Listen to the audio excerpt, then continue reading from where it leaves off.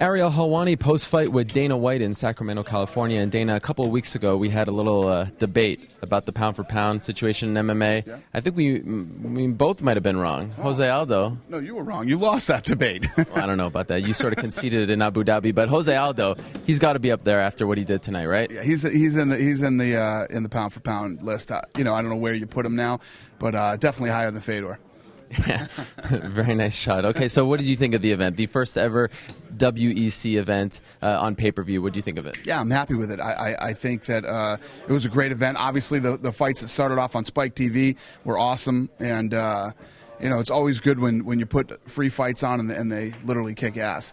And then the whole card, we were pumped. The arena was packed. We did a huge gate here, and I couldn't be happier with the evening. Is Chan Sung Jung versus Leonard Garcia the WEC's version of Bonner Griffin 1? Yeah, but even better. It was an even better fight. I mean, it was nonstop. These guys were hitting each other with big bombs. Both guys were hurt.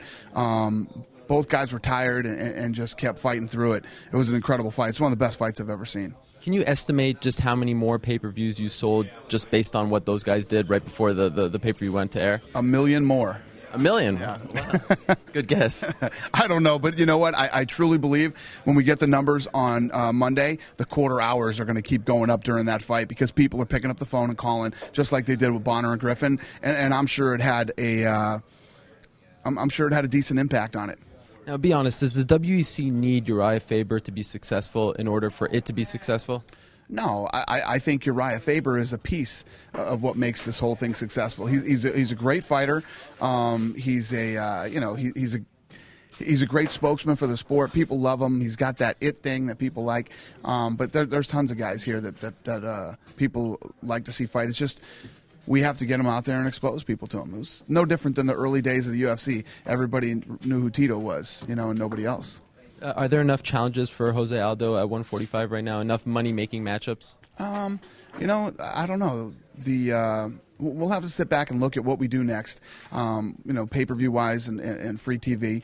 But the thing about a talented guy like him is he can move around and do a lot of different things, and he's shown interest in moving down a weight class, winning that title, and possibly going to 155 pounds.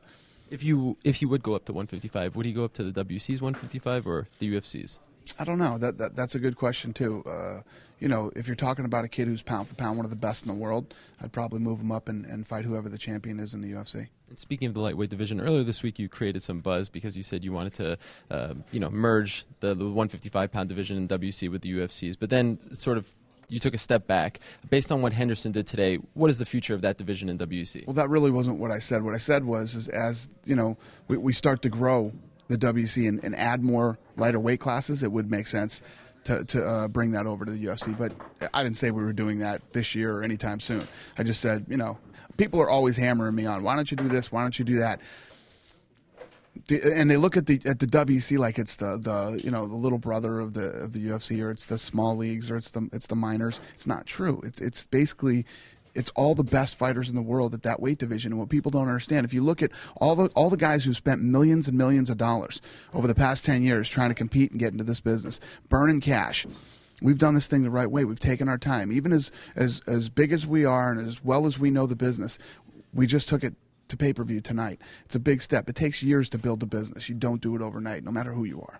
After the press conference, you had something very interesting to say about Mike Brown. Can you share that again? What did you find out about his mental state going into the fight? Yeah, listen, I hate talking about this kind of stuff because I don't like taking anything away from Manny Gambiran, who went in there and knocked him out tonight. He looked great doing it. But before the fight started, I was sitting next to Jake Shields and Mark Delagrade, and both guys said to me, he might lose tonight. He's got a lot of personal problems. Girlfriend broke up with him. He's skipped camp for like 14 days, and he's got some personal problems that he's dealing with right now. And this isn't basketball or baseball, man. You don't lose and go, it's all right. We still got 130 games left this year, so we're good. Fighting, you're as good as your last fight, and you have to be physically, mentally, and emotionally ready every time you go in there. And I don't think that was the case with him tonight. So the question that I got asked earlier is, where do I think he stands? I think he's one of the best in the world. He's got some personal problems right now, and I'm sure he'll be back once he sorts them out. Okay, 3 quick things before I let you go. One of the highlights of the night, you sitting cage side with a big smile on your face with Jake Shields. Any more to that? Yeah, we were just hanging out watching some fights. That's it. That's it. James Toney, Randy Couture? He's got a contract with the Knuckleheads for another 45, 60 days. And then he's in the open market. So James Toney, Randy Couture, is that happening in Boston? I don't know. That deal's not done yet. Okay, and final question. Last June, I ask you this all the time. Last June, you said on a video blog that you were about to make an announcement that will change the face of the UFC and MMA. It's been almost a year. What was that announcement? Yeah, it was a deal that fell apart. Didn't happen. We were right there, and I thought it was going to happen, and it didn't. Can you tell us what it was? Nah. All right, Dana, congratulations on a big night, and thanks again. Thank you, buddy. Appreciate it.